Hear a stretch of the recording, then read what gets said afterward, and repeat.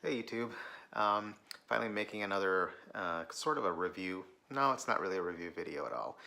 Um, I wanted to tell you a little bit about the Olympus OM1 that I picked up.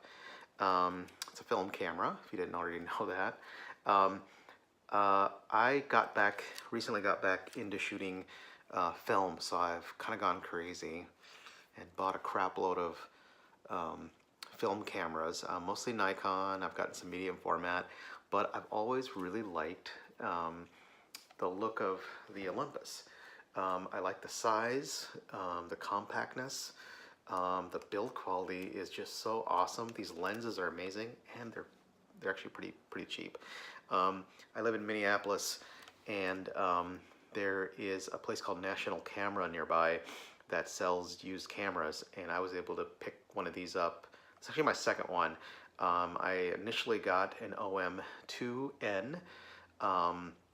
That one is fully electronic, meaning that if you don't have a battery, the shutter won't fire. Well, it actually will fire, but I think it only fires at one speed. I'm not sure what speed that is. I think it's around 1/90th or something like that. If you know, just you can comment. One thing that you may noticed about Nikon cameras, they usually will have one speed that it'll fire mechanically, which I really like. So if you were to lose your battery, it'll do that. And that camera, that OM2N, you needed a battery, except I think that one speed. So I realized that the OM1 does not need a battery to fire. It'll actually fire at all speeds without a battery. It does take a battery. Here's the battery slot right there, motor drive slot right there. It does take a battery, but it's only to, here's the on-off switch. That just turns on and off the meter. So you don't really need if you have a handheld meter or you use your iPhone like I do with some of my cameras that don't have a light meter, you can, you don't really need to use that. I think some people do that. But anyway, this camera has a few quirks though, other than, that's at least what I'm learning after kind of using this. Some of the quirks are just the handling of it.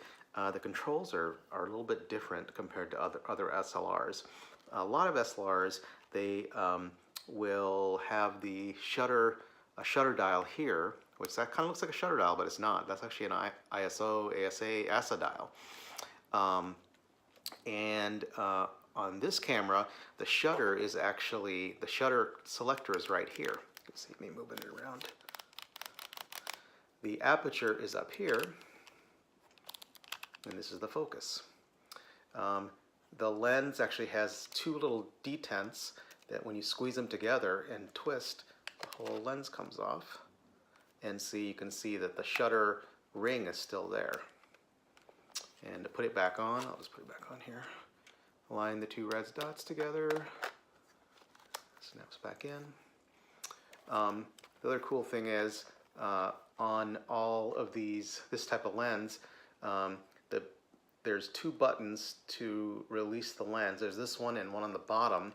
The one on the bottom actually doubles as a depth of field preview, like on some Nikon's little button here. This one will actually, if you had, let's say, a f-stop of f16, it'll actually close it down so you can actually view it through here, how much is actually in focus. So that's kind of cool. Yeah, let you listen to the shutter sound. Nice shutter sound. I'll put a little button on there. Soft release. It has a hot shoe, not hot shoe, a PC sync port. And if you notice, it doesn't have the hot shoe on it. The hot shoe is actually removable, which is kind of weird. I actually took it off because I like the clean lines. I understand that they're kind of hard to find. And I didn't want to break it, so I just put it away in case I ever got rid of the camera. The release on most of my Nikons, the film release button after you're done is on the bottom. On this one, it's actually on the side here. It's very much like kind of like how a Leica does it. Film line button or lever, and then the film crank, and that's what opens the door. Boom. And what's cool is, check that out, it has cloth shutter. There's a cloth shutter curtains. That's pretty cool. Oops, that's kind of hard. So one of the problems that I realized about this camera, and there's a couple of them. One is that there's foam inside that I think kind of stabilizes or like cushions some of the electronics, I think, over the prism. But the problem with that foam is it actually breaks down and it will actually melt into the silver in the prism, and so what lets you know that that's happening, unfortunately, is that as you're looking through the viewfinder, you'll start seeing a kind of a blob forming in the bottom part of your viewfinder, like I did with this camera. And if you let that keep going, it'll actually can spread through your whole prism, and so it'll totally mess up your viewfinder, and you have to actually replace the prism.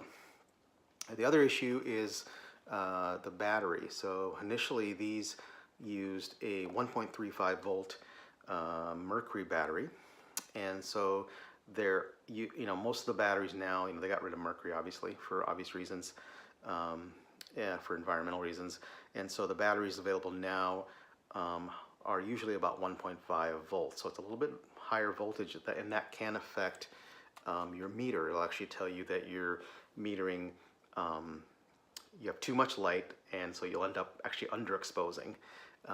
So there's a couple of ways you can adjust for that.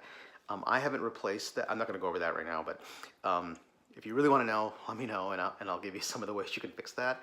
Right now, I am looking at a couple different ways. So what I may end up doing is putting in a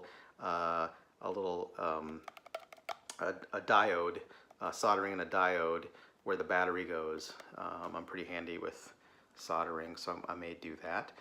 There are some places that when you get them CLA'd for about 130 bucks, they'll actually put in the diode, so you can use a regular 1.5 volt and actually drop the voltage for you. He'll do that, and he'll also clean the prism and do the rest of the stuff for about 130 bucks. That's not too bad that I've found. I actually went ahead and I went ahead and did get the foam cleaned, and so I kind of recorded that. So if you really want to hang out for a kind of a long video, you can kind of see that part coming up as me trying to figure that out. I got the tips by watching, or figured out how to do it by watching this YouTube video from a guy that has a channel called Fix Old Cameras. If you haven't, you should check it out. It's pretty cool, especially if you like to tinker on your cameras, or kind of handy that way. And he totally goes, it's very quick and concise, and he shows you how to take it apart. It's actually not that bad, and I was able to take it apart, although I had to do it twice, so yeah, you'll see if you watch it.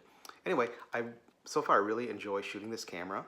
I love, like I said, the lenses and just the build quality and how it feels. It's nice and small, and so it's definitely one of the ones that I'll be out playing around with, I think, along with the rest of my Nikons and other stuff. So if you're interested, check these out. They're great.